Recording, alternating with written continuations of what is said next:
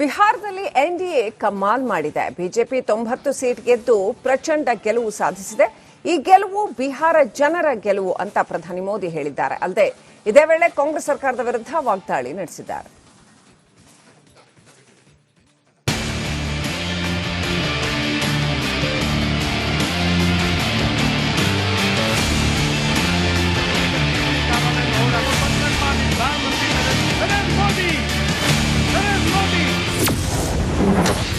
NDA ಮೈತ್ರಿಕೂಟಕ್ಕೆ ಗೆಲುವಿನ ಬಿಹಾರ. ಕಾಂಗ್ರೆಸ್ ವಿರುದ್ಧ ಮೋದಿ ವಾಕ್ಪ್ರಹಾರ. ಬಿಹಾರದಲ್ಲಿ ಮೋದಿ ನಿತೀಶ್ ಜೋಡಿ ಮೋಡಿ ಮಾಡಿದೆ. ಈ ಫಲಿತಾಂಶ ಕಾಂಗ್ರೆಸ್ ಮೈತ್ರಿಕೂಟವನ್ನ ಧೂಳಿಪಟ ಮಾಡಿದೆ.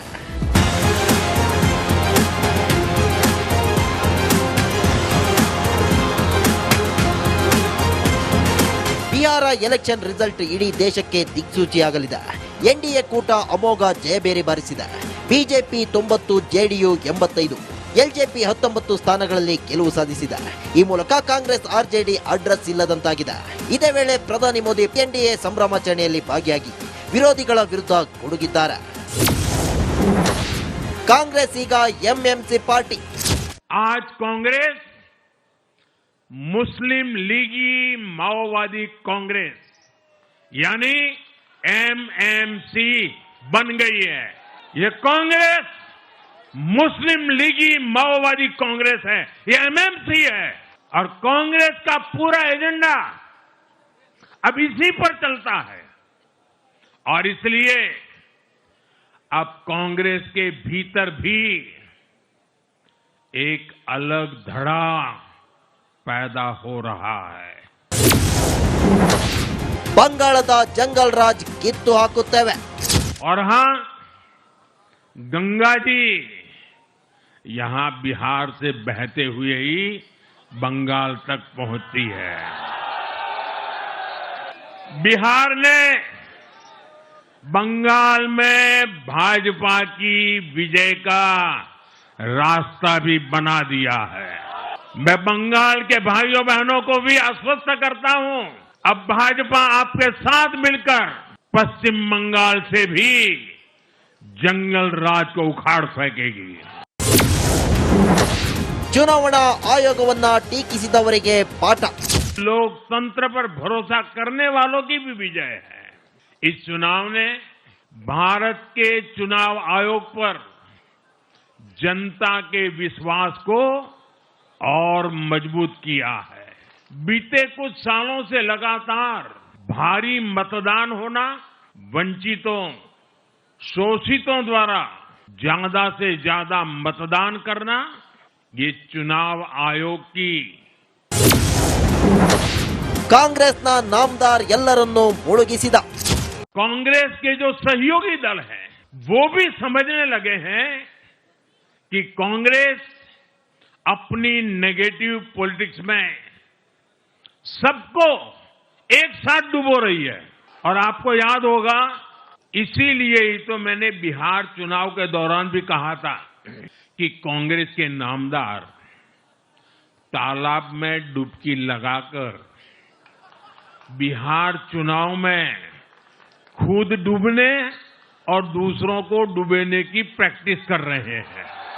ಹೀಗೆ ಪ್ರಧಾನಿ ಮೋದಿ ಕಾಂಗ್ರೆಸ್ ಹಾಗೂ ಕಾಂಗ್ರೆಸ್ನ ಮಿತ್ರ ಪಕ್ಷಗಳ ವಿರುದ್ಧ ಗುಡುಗಿದ್ದು ಮುಂದಿನ ಟಾರ್ಗೆಟ್ ಬಂಗಾಳ ಎಂದು ವಾರ್ನಿಂಗ್ ಕೊಟ್ಟಿದ್ದಾರೆ. News desk, republic Kannada. ಬಿಹಾರದಲ್ಲಿ ಎನ್ಡಿಎ ಕಮಾಲ್ ಮಾಡಿದೆ. ಬಿಜೆಪಿ 90 ಸೀಟ್ ಗೆದ್ದು ಪ್ರಚಂಡ ಗೆಲುವು ಸಾಧಿಸಿದೆ.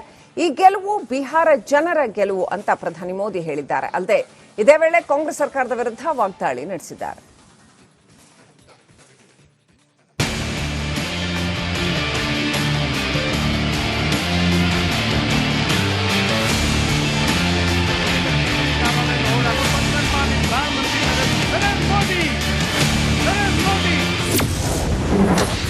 ಎನ್ಡಿಎ ಮೈತ್ರಿಕೂಟಕ್ಕೆ ಗೆಲುವಿನ ಬಿಹಾರ.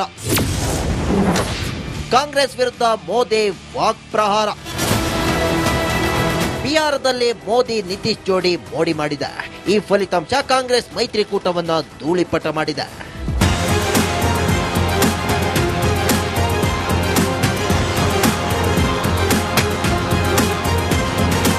ಬಿಹಾರ ಎಲೆಕ್ಷನ್ ರಿಸಲ್ಟ್ ಇಡೀ ದೇಶಕ್ಕೆ ದಿಕ್ಸೂಚಿಯಾಗಲಿದೆ. ಎನ್ಡಿಎ ಕೂಟ ಅಮೋಘ ಜಯಬೇರಿ ಬಾರಿಸಿದೆ. ಬಿಜೆಪಿ 90, ಜೆಡಿಯು 85, ಎಲ್ಜೆಪಿ 19 ಸ್ಥಾನಗಳಲ್ಲಿ ಗೆಲುವು ಸಾಧಿಸಿದೆ. ಈ ಮೂಲಕ ಕಾಂಗ್ರೆಸ್ ಆರ್ಜೆಡಿ ಅಡ್ರೆಸ್ ಇಲ್ಲದಂತಾಗಿದೆ. ಇದೇ ವೇಳೆ ಪ್ರಧಾನಿ ಮೋದಿ ಎನ್ಡಿಎ ಸಂಭ್ರಮಾಚರಣೆಯಲ್ಲಿ ಭಾಗಿಯಾಗಿ ವಿರೋಧಿಗಳ ವಿರುದ್ಧ ಗುಡುಗಿದ್ದಾರೆ. ಕಾಂಗ್ರೆಸ್ ಈಗ ಎಂಎಂಸಿ ಪಾರ್ಟಿ. आज कांग्रेस मुस्लिम लीगी माओवादी कांग्रेस यानी एमएमसी बन गई है. ये कांग्रेस मुस्लिम लीगी माओवादी कांग्रेस है, ये एमएमसी है.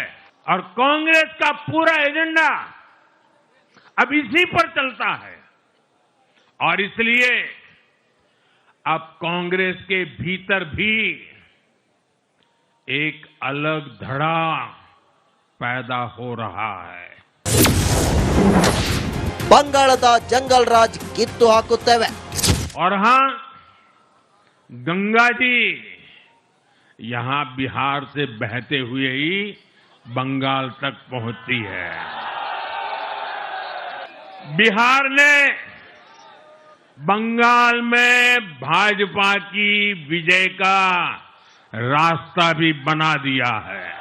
मैं बंगाल के भाइयों बहनों को भी आश्वस्त करता हूं, अब भाजपा आपके साथ मिलकर पश्चिम बंगाल से भी जंगल राज को उखाड़ फेंकेगी. ಚುನಾವಣಾ ಆಯೋಗವನ್ನ ಟೀಕಿಸಿದವರಿಗೆ ಪಾಠ. लोकतंत्र पर भरोसा करने वालों की भी विजय है. इस चुनाव ने भारत के चुनाव आयोग पर जनता के विश्वास को और मजबूत किया है. बीते कुछ सालों से लगातार भारी मतदान होना, वंचितों, शोषितों द्वारा ज्यादा से ज्यादा मतदान करना, ये चुनाव आयोग की ಕಾಂಗ್ರೆಸ್ನ ನಾಮದಾರ್ ಎಲ್ಲರನ್ನೂ ಮುಳುಗಿಸಿದ. कांग्रेस के जो सहयोगी दल हैं वो भी समझने लगे हैं कि कांग्रेस अपनी नेगेटिव पॉलिटिक्स में सबको एक साथ डुबो रही है. और आपको याद होगा, इसीलिए ही तो मैंने बिहार चुनाव के दौरान भी कहा था कि कांग्रेस के नामदार तालाब में डुबकी लगाकर बिहार चुनाव में खुद डूबने और दूसरों को डुबेने की प्रैक्टिस कर रहे हैं. ಹೀಗೆ ಪ್ರಧಾನಿ ಮೋದಿ ಕಾಂಗ್ರೆಸ್ ಹಾಗೂ ಕಾಂಗ್ರೆಸ್ನ ಮಿತ್ರ ಪಕ್ಷಗಳ ವಿರುದ್ಧ ಗುಡುಗಿದ್ದು ಮುಂದಿನ ಟಾರ್ಗೆಟ್ ಬಂಗಾಳ ಎಂದು ವಾರ್ನಿಂಗ್ ಕೊಟ್ಟಿದ್ದಾರೆ. News desk, republic Kannada.